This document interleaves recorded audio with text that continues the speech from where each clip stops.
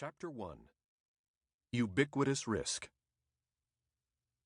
Our lives and those of our children and grandchildren are constantly at risk. Hardly a day passes, it seems, when there is not a story on television or in the newspaper about some new threat to our health and safety. If it is not toys decorated with lead-based paint, then it is drugs, not just pharmaceuticals, but something as commonplace as toothpaste, containing adulterated ingredients, or even milk contaminated with industrial chemicals that found its way into candy sold around the globe.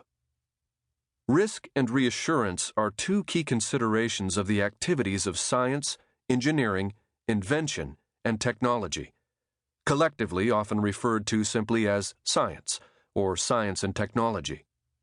Whatever they are called, they play a critical role in modern civilization, being essential for the advancement of society and the protection of our quality of life.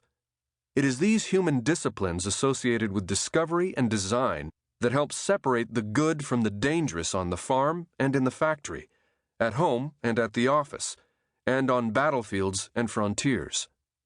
While science and technology can be misused and become the source of ruin, we would be at even greater risk from tainted products and contagious diseases were it not for the benevolent use of what are among the achievements that make us most distinctly human. If science and technology are two-edged swords, they are also the essential weapons in detecting and managing everyday risk. The bad milk that caused so much consternation a couple of years ago originated in China, which is among the largest exporters of food and food ingredients in the world. In order to increase quantities and thus realize greater profit, unscrupulous participants in the food supply chain misused chemical engineering to water down and adulterate milk. However, diluted milk, being lower in protein, can easily be detected by standardized testing employing well-established technology. But by adding inexpensive melamine, a chemical rich in nitrogen that is used in producing fertilizer and plastics, the adulterated milk could be made to register a higher protein level. Some of the tainted milk found its way into baby formula, causing tens of thousands of children to become ill, with at least 6 infants dying.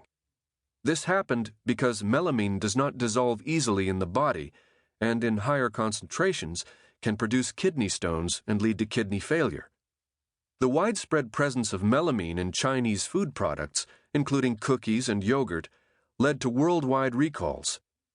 Melamine had also been used as a cheap filler in pet food, causing many cats and dogs to become seriously ill. The chemical was additionally suspected to have been used in other animal feed, which caused chickens to produce melamine-tainted eggs. China promised to crack down on such practices, going so far as to sentence to death some of those responsible for the criminal activity. But the incident prompted a nagging skepticism that soon there could be some other tainted import that we would have to worry about. The Chinese milk scandal is a striking example of the use and misuse of science and technology and of the tragic consequences that can result. In themselves, science and technology are neutral tools that help us understand the world and allow us to work with its resources. People, however, are not necessarily neutral participants, and they can use their scientific understanding and technical prowess for good or ill. It may be that those who added melamine to diluted milk thought they were only being clever exploiters of chemistry. The unfortunate consequences of their actions were, of course, beyond mere venality, and ironically, the very same science and technology that served as tools of deception were also used to uncover the plot.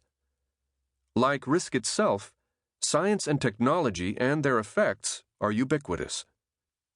It is not just potentially harmful products from abroad that can give us pause. Not long ago, E. coli contaminated spinach from California proved to be the culprit in the deaths of 3 people and the illnesses of hundreds of Americans who trusted domestically grown and harvested produce.